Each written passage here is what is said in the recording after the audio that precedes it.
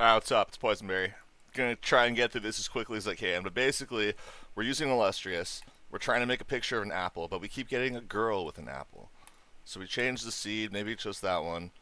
Another girl with an apple, change the seed, maybe it's just that one. Another girl with an apple.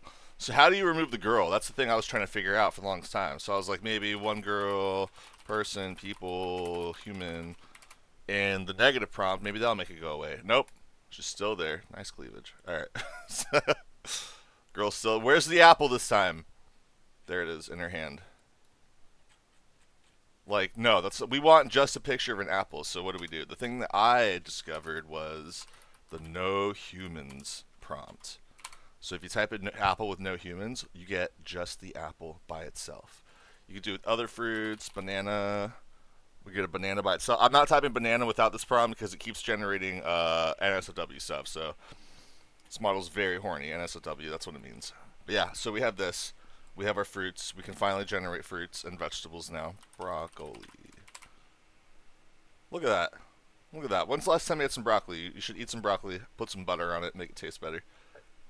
And the thing that I found most interesting about this is if you start introducing other prompts that would imply there's a human, like no humans, one girl, standing cowboy shot, or something like that, then you get these really interesting like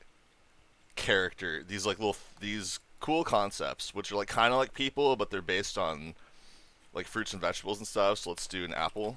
Let's do an apple girl. That's a nope. There we go. Little wooden thing with an apple for a head. Pretty interesting. Let's do a banana girl. Banana. And then we get this little thing. Oh, he's cute. Look at him. He looks so happy.